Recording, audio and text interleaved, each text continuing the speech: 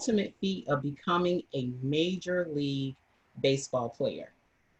Baseball, of course, has taken Brian all around the world with many, many experiences. But more importantly, though, to Brian is that he's been able to continue to his presence in his community here and provide his time through mentorship. And we're certainly glad to have Brian here in our community. His tenacity for the game spills over into other areas of his life. So much so to know Brian, you will often hear him say, "Show me a game of baseball, and I'll show you a life lesson." He is now a devoted writer and speaker, motivated to empower minds. And that's exactly what you're in store for this evening to hear from Brian. We'll have the privilege to hear from Brian sharing his lessons from the field straight to you for real life application on how to kickstart your team to success. Now, as an added bonus, Brian is generous and he's generously agreed to share the first chapter from his book, Stats and Situations. And in that book, you will receive that shortly after the webinar. Stats and Situations, the game plan to success. Also, you'll receive a leadership assessment. So stick around for that. You'll receive that shortly after the webinar. Again, I am so delighted to present to you our speaker this evening, Mr. Brian D. Barton. Welcome, Brian.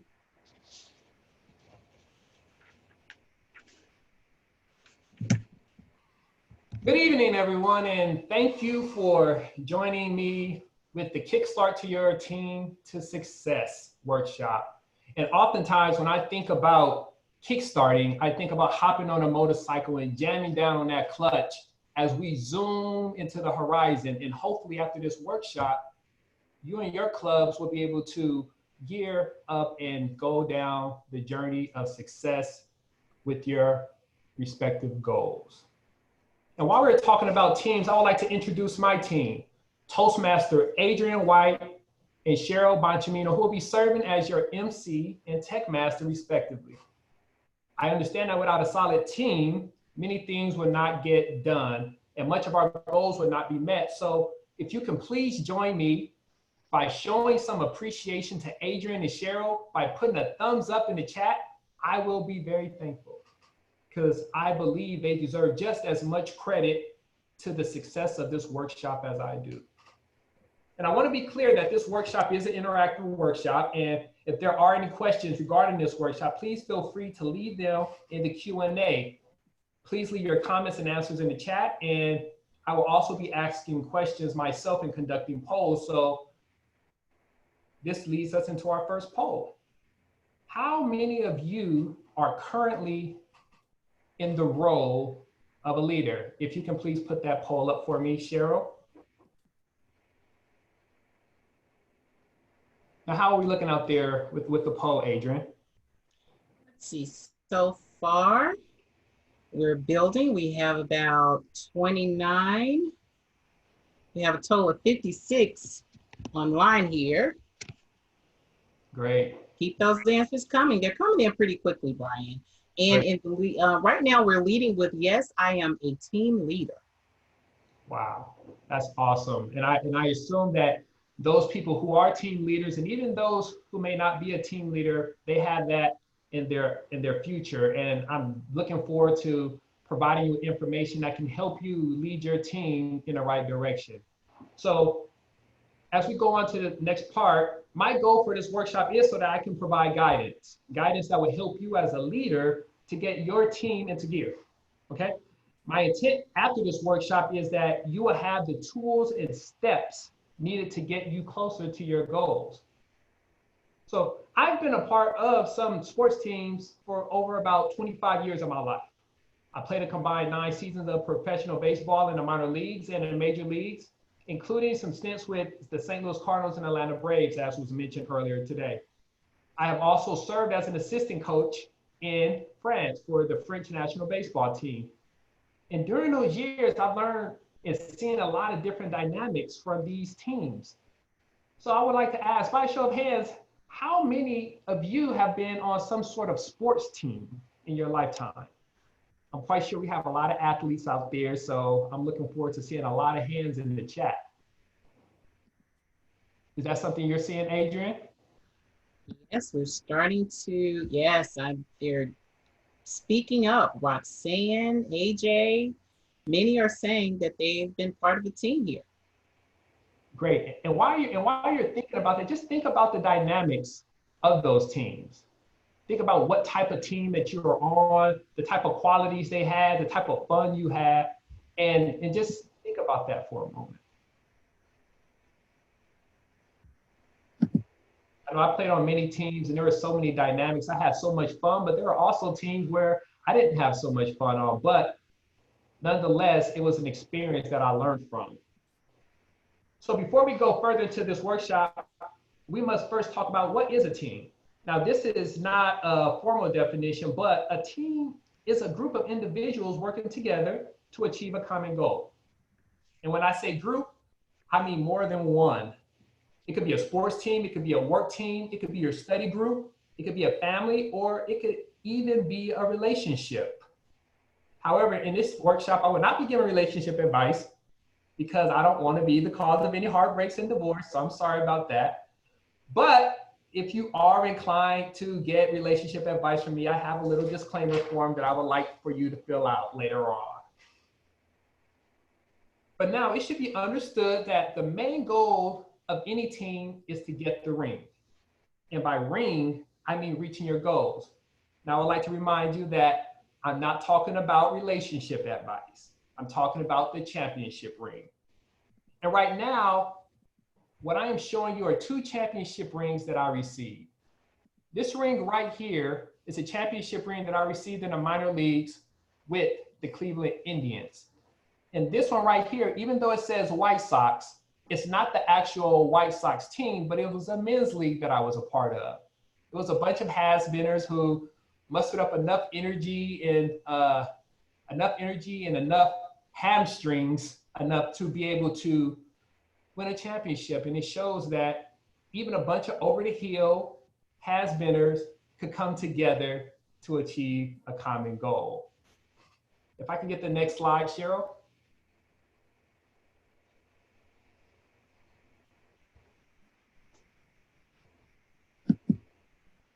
Now, there is a reason why some teams are powerhouses while others aren't.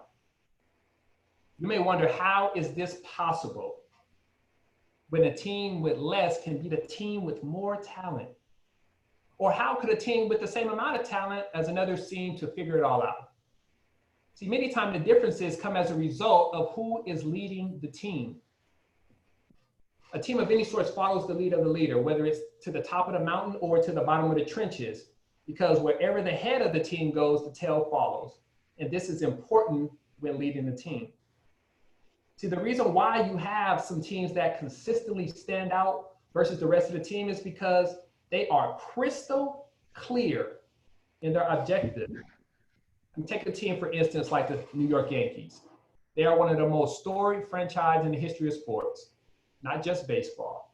But the Yankees are the Yankees, and they have won 27 championships because they have been able to produce managers, leaders, that were able to keep everyone on the same page.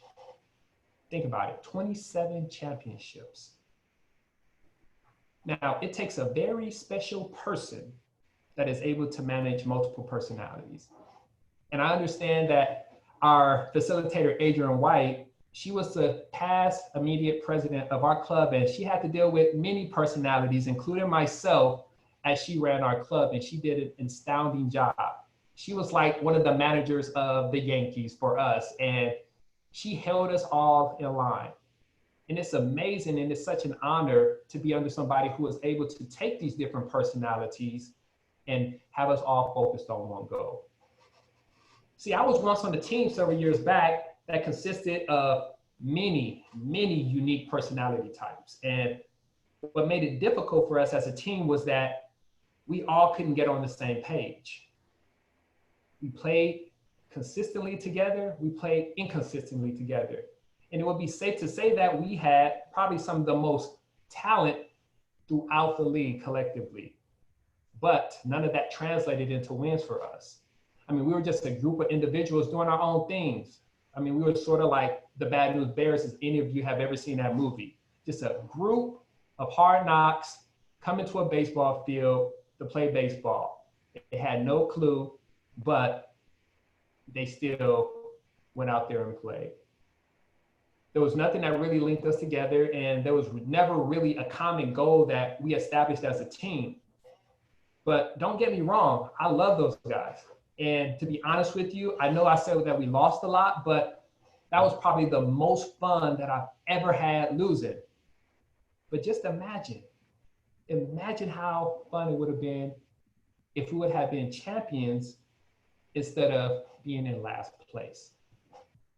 See, I want you to notice that this happens in other areas as well, such as business, such as church, such as school, and even in Toastmasters. It even happened when I tried to form a speaking group with a group of my friends and not truly understanding the task it would be in getting all the different personalities on the same page. Several years back, I tried to form a speaking group with my friends, and I would say that I failed miserably because I assumed just because we were friends, we would all be on the same page. But essentially, we didn't have the same vision, and I was completely wrong. If I can get the next slide, Cheryl.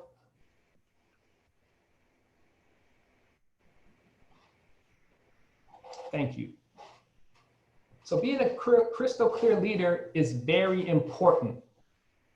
A crystal clear leader understands his or her responsibility at what it takes to lead a team. The first thing that a crystal clear leader do is that they have a basic understanding of who they are as a leader. You ask, what does this mean? It means that a leader coach knows the areas in which he or she is the most effective. In other words, knowing their basic strengths and weaknesses. Now, this is crucial because it gives a point of attack in how we go about leading our own teams. And it also gives you an opportunity to work on areas that you may be lacking. Now, when you understand who you are, it confronts you with your values and your core beliefs, and it helps to guide your decision making. But most importantly, at least to me, I would say that knowing who you are lets you know whether or not you're up to the task. Now, are there people out there who believe that they're up to the task when it comes to leading, or do they have any doubts out there? Are there anybody out there who may feel that, you know, being a leader may be a little too much for them? How are we looking, Adrian? Yes, I see some hands are raising.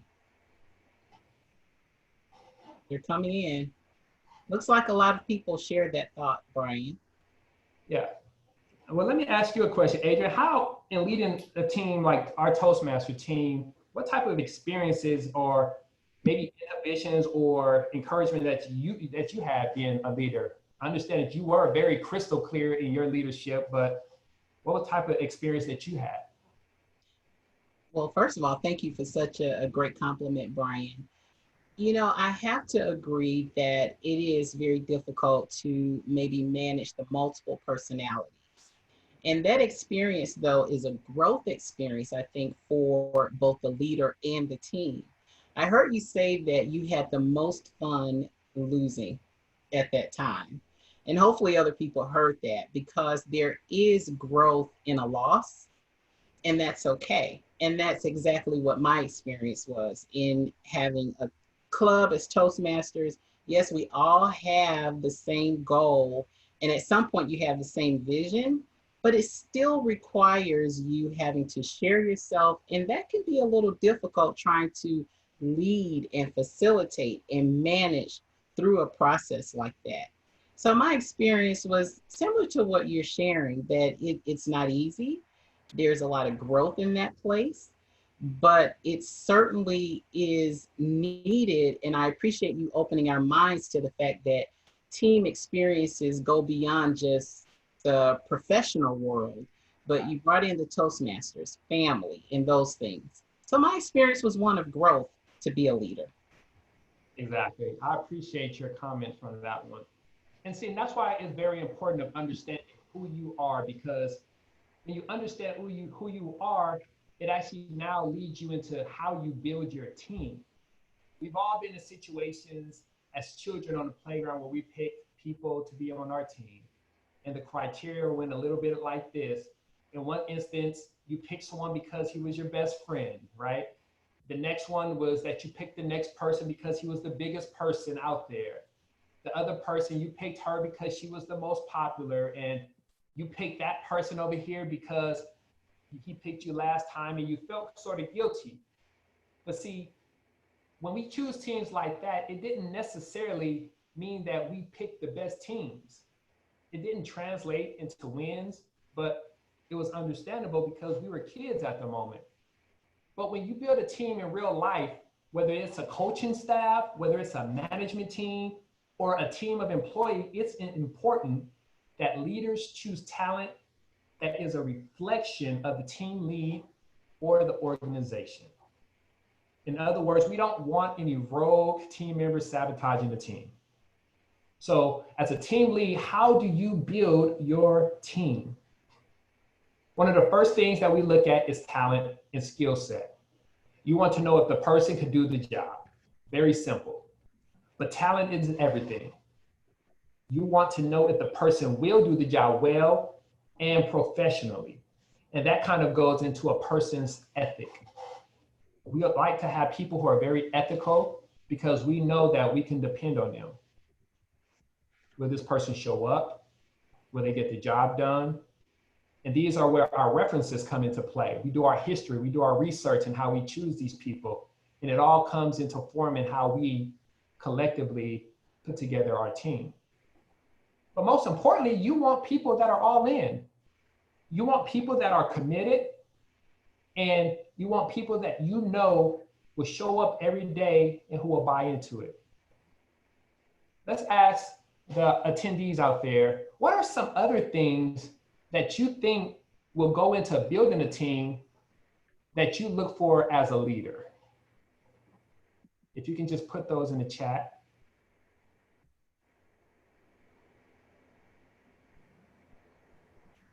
And while they're putting those in the chat, are there any questions out there, Adrian, in the Q&A? Yes, Brian, we do have a question. Valerie Fluker asks, if one's title is manager, however, others view you as a leader, what is the difference? Well, personally, I would think that a manager is a specific title that someone gives you, right? For instance, if you're at your job, this is your supervisor, this is your manager, this is your team lead. And being a leader is a non-tangible per se, because you don't necessarily have to have a title in order to be considered a leader. Being considered a leader is more reflective of the characteristics or the qualities that you possess.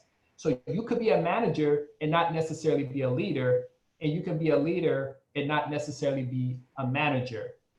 But all in all, for the sake of this workshop, we are looking to people, whether they're in leadership positions or if they see themselves as leader, I believe that they can follow these same qualities as well that can help their team get further. Thank you for that question, Valerie. Now, how are we looking in the comments? Brian, many are sharing those characteristics right now. They're saying engaged, follow up is very important, communication is key. And Jerry Warren says a leader, one who knows the way, shows the way, and goes the way. I love Jerry for that. Jerry is a member of our club at South Cobb Toastmaster, and he always leaves us with a quote, and that's another one for us. Thank you, Jerry, for that one. So just as important as the other is a leader, must know that when you take charge, it is great to have people or a leader that is what we call a player's coach, right? And for us to understand what a player coach is, it is someone who would let us play. It was someone who is not constantly on our backs. It made it easier for us to play, and it made us able to have fun, right? So as players, we love to have someone who we consider a player coach, but I do want to be mindful that there is a fine line when we take this approach, especially as leaders. When you're too buddy-buddy with your players, you're too buddy-buddy with your employees, right? Because sometimes when you're just an all-around good person, people begin to overstep their boundaries, and sometimes they just plain lose respect for you. So you have to have a fine line between being a player, coach, a manager's employee, or that good person, into a sense where people don't overstep those boundaries. But you also have to be confident in your decision making, because if you're not confident, then your team is not confident. I had a conversation with one of my coaches, and as odd as it was, I had to be frank with him. I told him, hey, we got your back, coach. We are willing to go into the trenches with you, but sometimes I feel that you are just unsure about some of the decisions that you make. And there have been a lot of times where we as a team, and myself included, saw him second guess himself. And I noticed that it had an impact on the team and the team's confidence. And that conversation, it turned out to be very productive because I saw some of the changes. And I just want to know and ask, has anybody else ever experienced a situation where one of their coaches or one of their leaders have displayed moments in which they didn't really feel confidence in their decision making? And if so, were you guys or ladies able to talk to them about it or felt comfortable talking to them about it? And how are we looking, Adrian?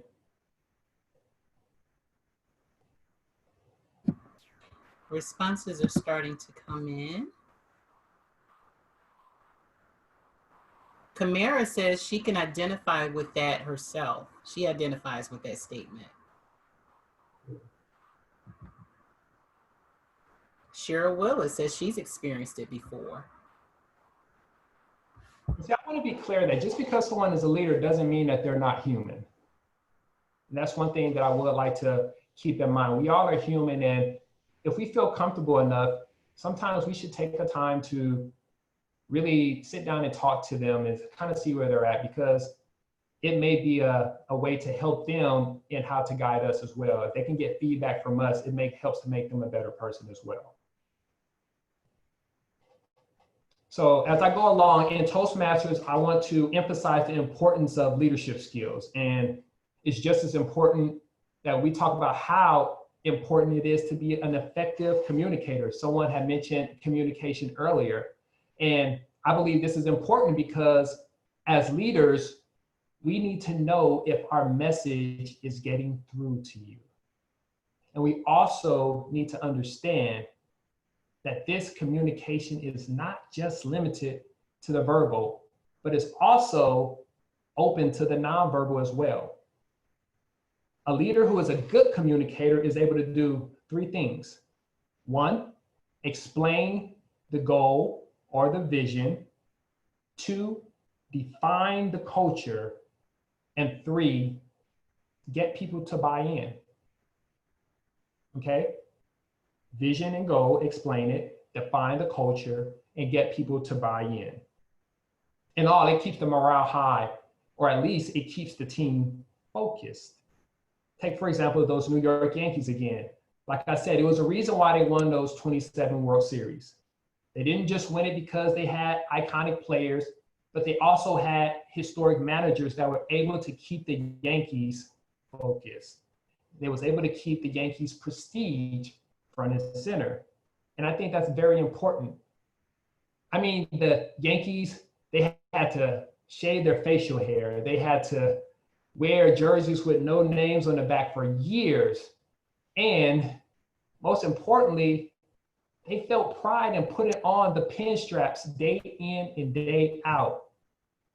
But what was also important about the Yankees was that the people were connected to the history. So with the Yankees, the players, they were connected to the goal, and that was to win the World Series ring, the 27th. They had a culture, and that culture was a sense where everyone was uniform, and they had a sense of oneness, and everyone bought in to the history. But even more so, they wanted to add to the legacy of what it means to be a Yankee. I mean, think about it. Think about IBM, think about GM, think about Kodak. And I know that right now these companies are companies that may not be in good standing financially, but think about back in the days, 40, 50 years ago, how it felt when people would say that they worked for IBM, when people would say that they worked for GM, when people would say that they worked for Kodak. There was a sense of pride that they felt. Even at our own club, our own president, she kept us connected with the vision. She defined a culture for our club, and she kept us in tune with our legacy of becoming President's Distinguished year in and year out. And she made sure that we saw that it was important that we add to that legacy. I once had a coach, he would paint a picture with his stories and use visuals like I did with the rings. And he did this so he could connect us with goals, the goals of the team and the vision, and where he saw us going long term. But I believe that that was very effective. But there are also other ways that you can define the culture. And you can do this by directly laying out what you expect from the team. Like for instance, if you stress punctuality, lay it out. If you stress giving 100%, giving your all, lay it out. Picking each other up, all these type of things, it's important that a leader defines those things. We talked about getting buy-in to your philosophy by connecting to the history or the legacy, but it's also done by having a solid plan mapped out that connects all the other two together. And that goes into our second poll. If you can put up the second poll for me, Cheryl. What is the most effective way for a team leader to get you to buy in to his vision or philosophy?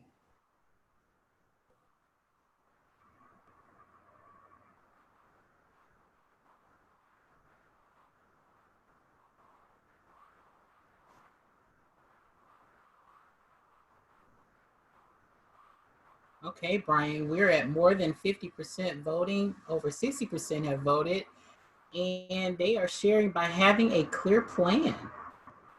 Wow. Next is by showing passion. A few are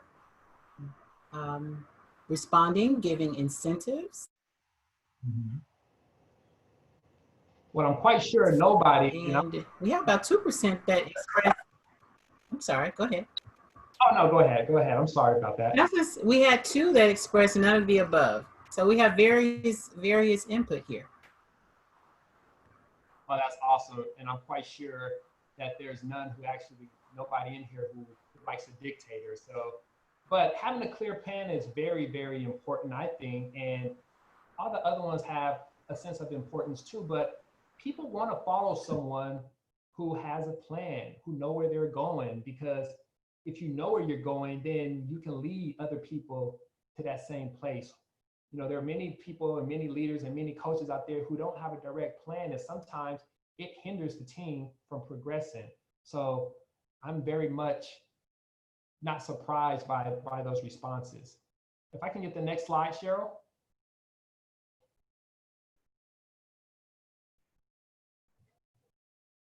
Ultimately, I think there are 4 things that leaders are judged by in regards to their team. And I use the acronym TEAM to point this out. The T stands for time, the E stands for effort, the A stands for accountability, and the M stands for mentor. I had once a coach in Cleveland, his name was Jack, and he noticed that at one point I was struggling adjusting from pro ball to college. He noticed that I was having some inconsistencies in my swing, and we talked about it sometime, and he told me after practice to meet him in the batting cage. And for weeks, we met in the cage and we worked and we worked and we worked and we worked until things began to click. The progress began to translate onto the cage, from the cage onto the field. And I began to do so well that I eventually was promoted out of extended spring training. Now, extended spring training is where they send those people who didn't make the actual roster for the actual season. So they kept us there so that we could continue practicing a little bit more. So it was almost kind of like being in baseball prison. So for me to get promoted out of there, it was like a godsend.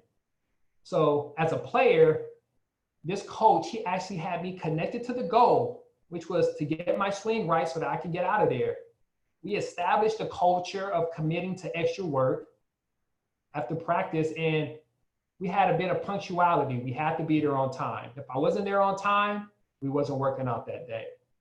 But ultimately, I felt because he was a teacher, I believe that he actually cared.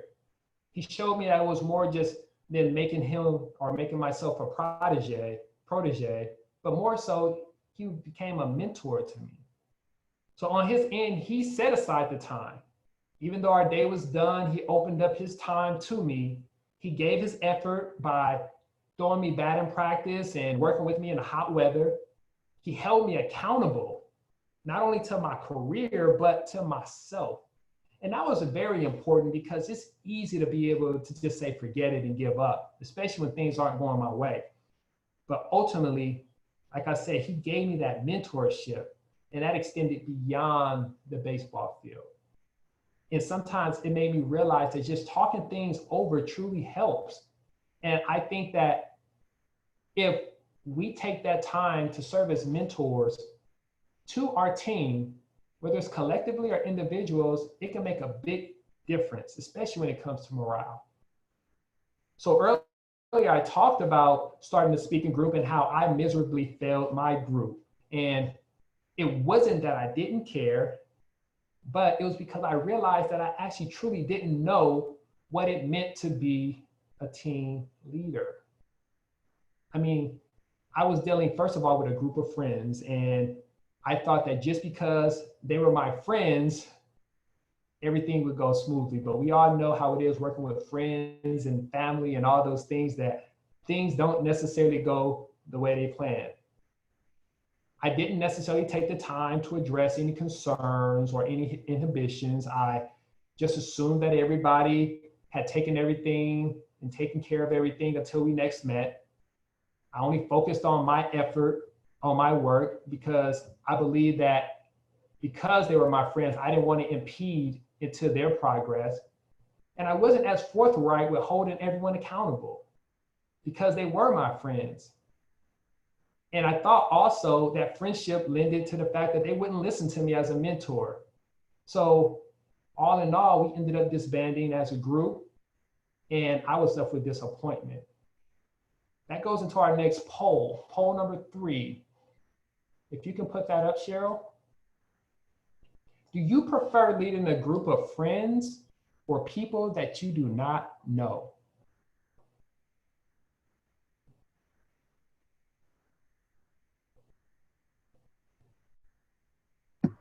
How are we looking, Adrian?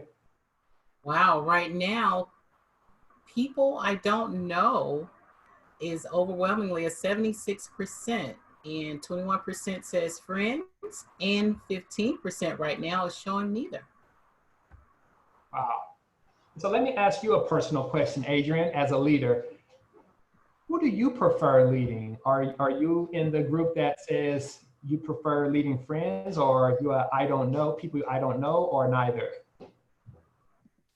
Brian, actually, I prefer people I don't know. I'm in that group.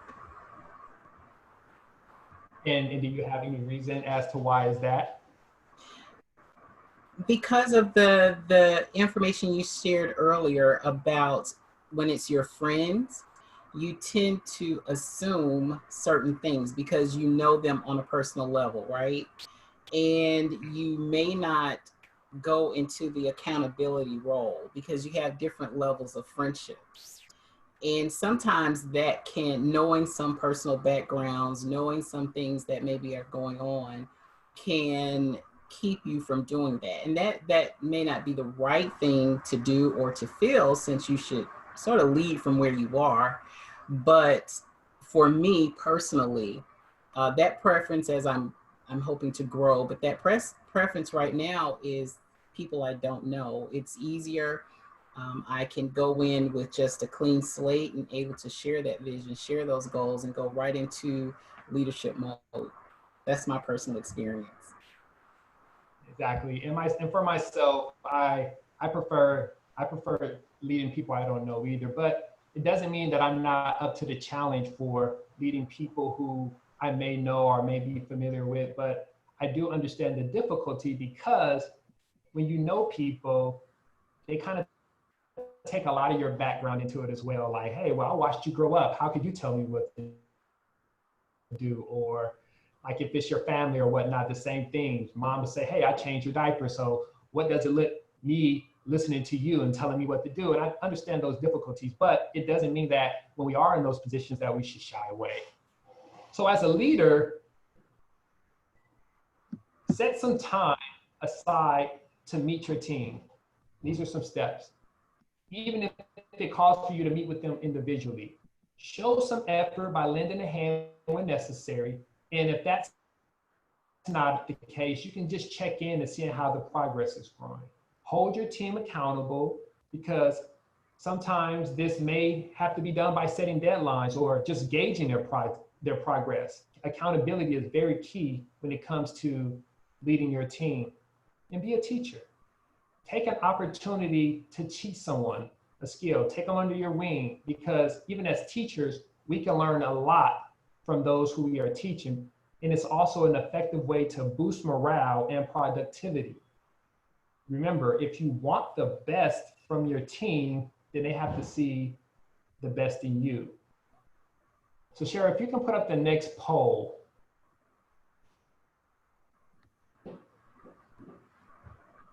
So from our conversation, this last thing, what do you think is the most important leadership ability that has been discussed?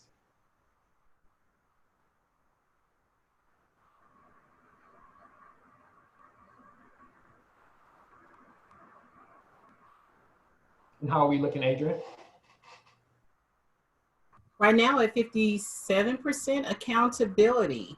And next is mentor at 39% and effort. And then there's time. And we have quite a bit of engagement here in our chat, Brian, where Awesome. people are sharing their experiences as well. Awesome. Are there any questions in the Q&A? We do have a question I would like to present to you. That question comes from Candace Sims. And she says, she asks, how do you inspire team members to not just be focused on obtaining their own personal goals, but also be vested in the goals of the team? Wow, that's a great question, Candace. And that was a situation that I've always had to find myself as answering questions when it came to teams. I've actually been in my share of fights when it came to people who kind of play for themselves in a sense. And I think what's important is that as a team leader, but even as a teammate, that we have to find ways to get an individual who may be focusing a little bit too much on themselves to be focused more on the ultimate goal at hand. And I think the easy way in doing that is to say that when you focus on team objectives, it makes your job easier, because then it takes the pressure off of you of having to be the savior, of having to be the best person on the field. And instead of, when you work collectively as a team, now you have people who will pick up your slack, because at the end of the day, there are people who are willing to help more people out when they know that they have the team mindset first.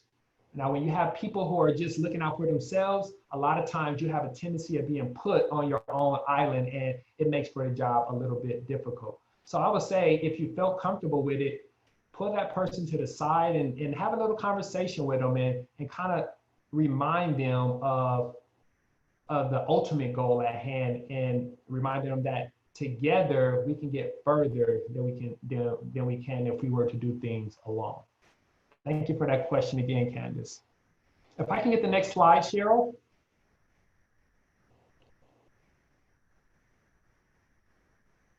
Now, this next slide is very important in maintaining the morale and productivity and confidence of your team.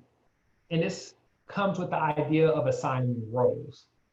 Now, in sports, role players are the unsung heroes on a team. They don't receive the most praise, they don't get the most money, but they play a crucial part in the success of a team. I mean, we've seen it on many, many teams how a player that we may not know will end up being the game winner.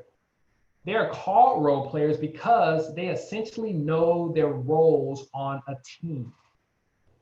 In many aspects, this is what we look for outside of sports. We want to know what part we play. And I want to take this time to ask a couple of poll questions.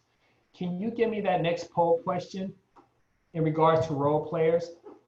So when we talk about team members, how difficult is it for you as a team member to determine what your role for an assignment or a job is?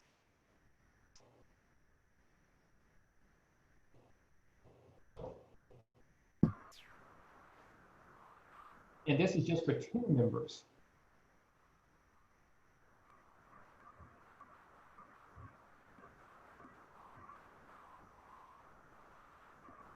Brian, it looks like most are responding somewhat easy at 48%. And then we have easy. That's awesome. But That means somebody's doing a very good job at assigning roles. There are some expressing somewhat difficult, though, and difficult.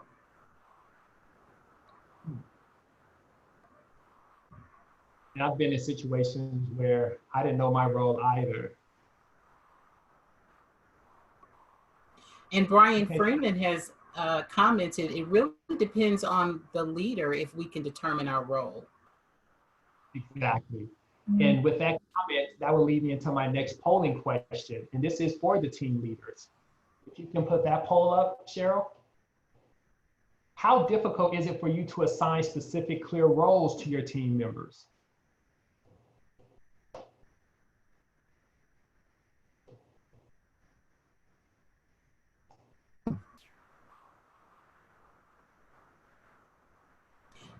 Leading so far is somewhat easy at 55%. 31% is expressing easy. And we do have...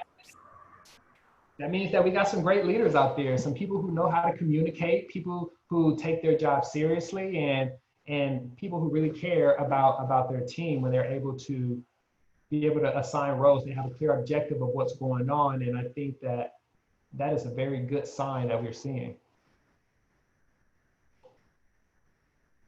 So as team members, we want to feel like we are a part of the team. That's very important.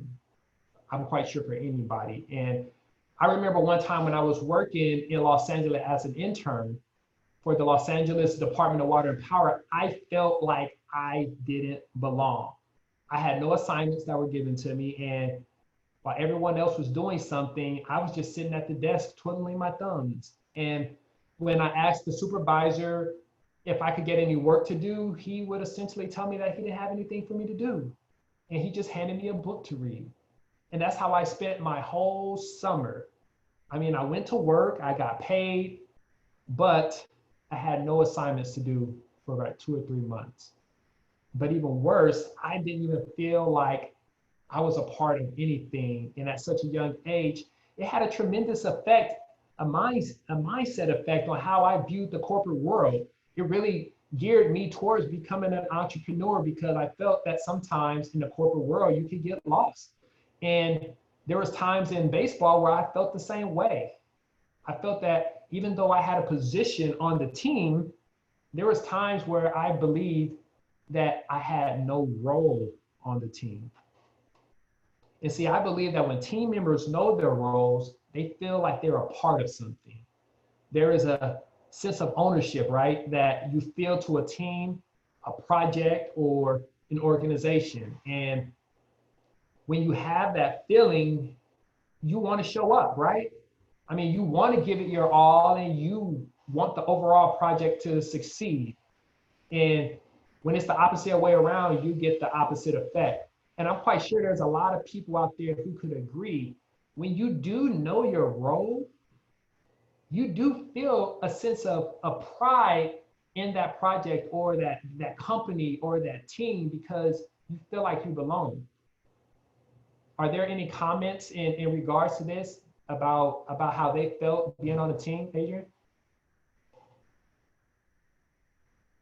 Some comments coming in right now. There's a lot of engagement, and I appreciate that. Let's see, it says, I tried to show them, Kamelkis Mitchell says, I try to show them the bigger picture, show how their individual efforts contribute to the team's success. When the team wins, we all win. I think that would have been a great quality in your situation for the leader, to you. Exactly. Exactly. I appreciate that comment. It's definitely true. When one succeeds, we all succeed. So when it comes to assigning role as a leader, the first thing I believe that is important is to be absolutely clear what that role is. There should be minimal doubt to what their assignment is. When the role calls for autonomy, let that person have control. You don't have to micromanage them. Instead, be a resource. Because when we give that person, again, a sense of ownership, it makes our job that much easier and more fun. And I believe that this works perfectly in Toastmasters. I mean, I think when we have meetings, everyone knows their assignment, everyone has control of their assignment, and everyone gets the floor. So everyone gets a chance to be seen and everyone gets a chance to be heard. And that's the thing, right? Everyone wants a little bit of shine, and the leader has to give it to them. And I think that that is important when it comes to assigning our roles. If I can get the next slide, Cheryl.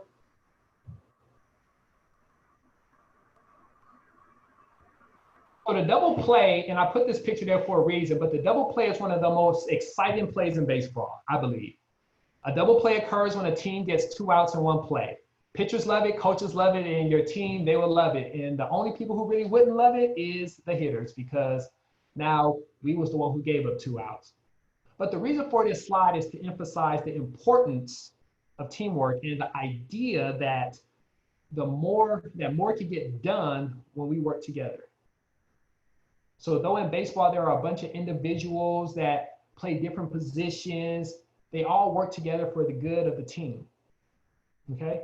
And in your team, you must do the same thing, whether it's in Toastmasters, whether it's at work, or whether it's on the field. And leaders must continue to emphasize the importance of teamwork, because just as simple as assigning that as it is to assign a person to something, encouraging people to pick up one another if they're struggling is something that I believe builds up the morale of the team. Now, another person believes that this person has their best interest in mind, and it makes them want to do good for the team. If I can get the next slide.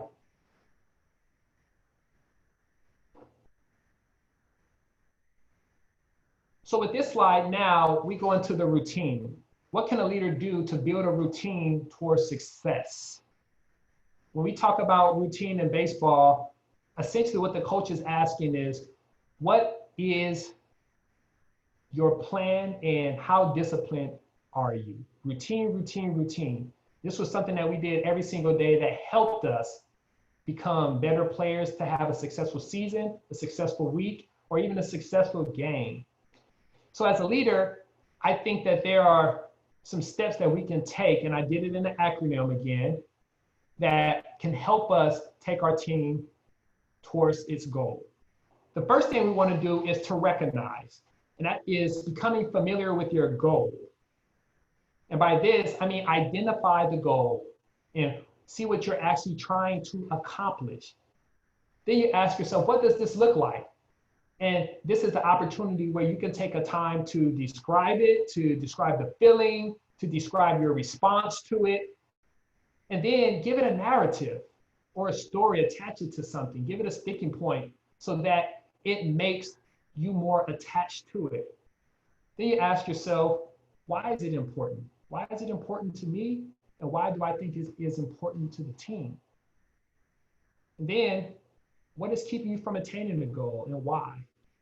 These are questions as a coach that you can also not only pose for yourself, but also to your team as well. The second is O for outline. Mapping out your strategy. It's sort of like your how. Obviously, we want to keep repeating what our goal is. And notice that this will continue to repeat. But from understanding what your goal is now as a team, from the leadership down to your members, you brainstorm these action items in any order and just write them down. Then you identify the most important or the most necessary steps that you need to take in order to get to your goal. The idea of this is to make the process easier and simpler. And these things will become your bullet points that you will continue to repeat and repeat as you accomplish other goals. Take some time to understand your goal, do your research, see what the pros and cons are. What are your potential roadblocks or hindrances, whether they are external or internal? But this is also a time to know what your strengths and your weaknesses are, not only as a leader, but to figure that thing out with your team as well. What are their strengths and weaknesses? The T is for time and timeline. First is we need to set time aside so that we could get to our goals. But also we need to set a timeline or a deadline so that it can keep us focused on a goal so that we wouldn't be all over the place and we can have something that's actually holding us accountable. The next step is to initiate, and this, after we form our structure of a routine, we start the initial stages. We take the first steps, and then we begin to keep track of our progress. And after we do our initiation stage, we start to negotiate. And I say negotiate because at some point, once you get started on a project, you have to figure out what works for you. It's sort of like going over your tracking system, identifying what your weak links are in the routine. Is it you or is it the process? What stays, what goes? And lastly, we execute. When you figure out all that other stuff, you go all in and you execute the goal and you get your results. Can I get the next slide?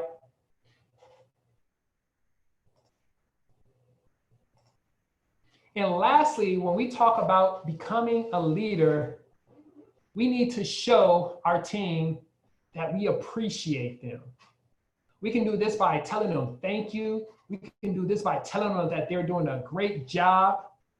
We can just do this in a way in which it makes them feel like we actually appreciate what they're doing for us. Highlight their progress. When a team achieves a goal, let's put it front and center. Let people know about it. Once again, give them that high five and say you did a great job. Continue to give affirmations. Let your team know how much they mean to you and how good of a job that they are doing, how good of people they are, and most importantly, give them respect. Give your team as a leader the same sort of respect that you would expect for yourself. And I think with all these steps, we will be on our way to kickstarting our team to a successful journey as we reach our goals. Thank you. And if there are any questions. Yes, Brian, we have a couple questions here. If we could take just a few minutes to acknowledge those.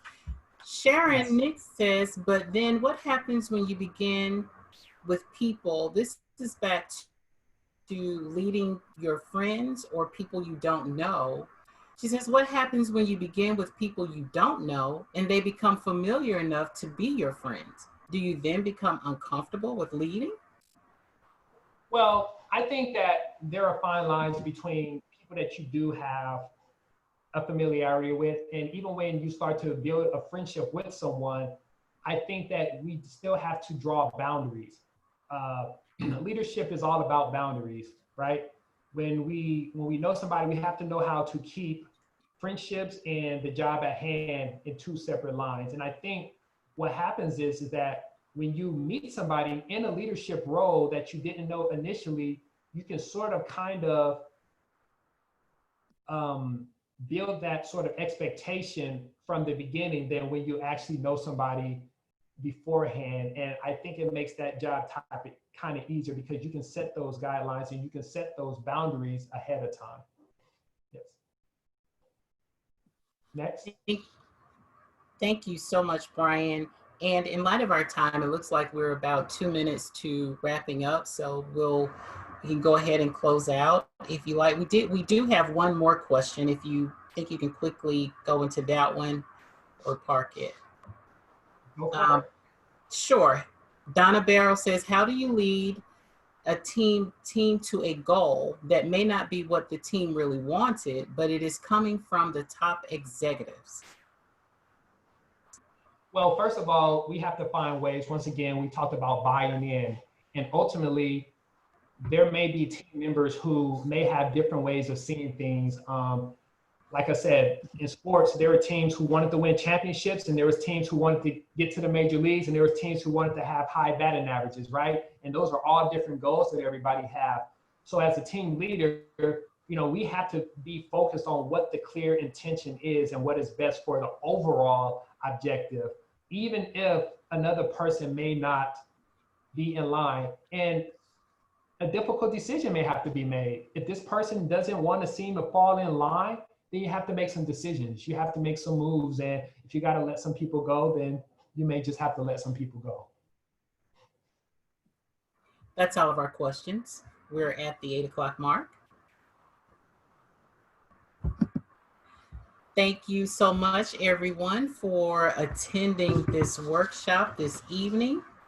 Hopefully, you have enjoyed as much as I have. And according to the chat comments, everyone is saying, wonderful job, Brian. We thank you. We thank you so much. And I'm sure you can use this information to kickstart your individual teams, be it family, business, church, sports, as Brian shared with us. Please keep in mind also that Brian will be sharing a chapter from his book and generously giving that to us right after this workshop. Stats and situations, the game plan to success. Thank you, everyone. Thank you so much, Brian, for a fantastic presentation. And we hope you enjoy. And we will share back out some key points when we go out with that chapter. Thank you, everyone. Have a great evening. Thank you, Cheryl, for providing our webinar tech support. Thanks, everyone. Have a great evening. Well done, Adrian. Thank you so much. And Brian, we enjoyed it so much. Thanks, Toastmasters. Have a wonderful week. Thank you.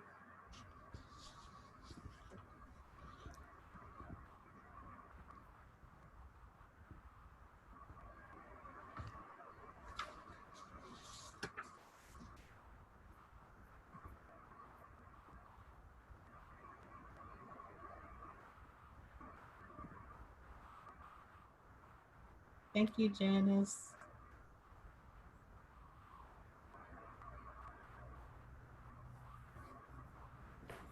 It's fun seeing the number go down. Right. That was fun. Did you enjoy it? You did a great job. It Thank was you. a lot of fun. It was great. Brian did an awesome job engaging. People were chatting. It was a great time. Yes, some of the questions and some of the input and answers were really insightful. Thank you. And I want to say thank you. I know you can't see me, but thank you to again. I enjoyed it, and sometimes you just wish you had a little more time. That's right. You really get into it, and I really think that um, hopefully it's something that they can take into their journeys as leaders in life in general. We actually got a question, Brian, about the closed captions. Somebody asked Adrian what it was, or asked what it was in the chat, and they thought it was a helpful feature, which who knew? Right, right. She asked about what was the software. So I don't know if you're able to share that back out Yeah, to everyone. it's a feature in PowerPoint called captioning. And obviously, it's something that I'm just playing with because I couldn't turn it off. I had trouble, on the fly there trying to turn it off, but I think it's easy. I just forgot where it was. Sure, I think you sent that to just the panelists.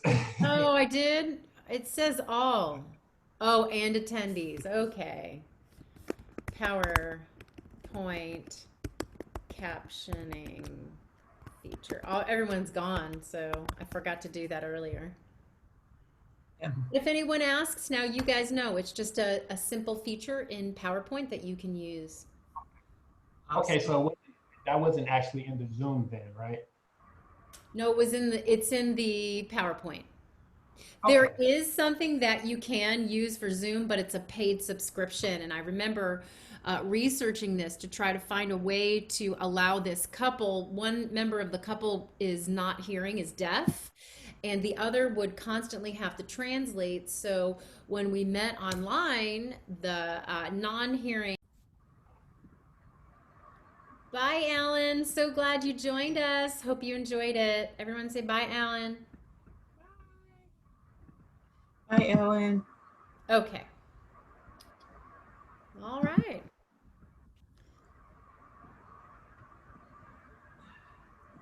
Is it just us on? So the It, questions, are we able to save the questions?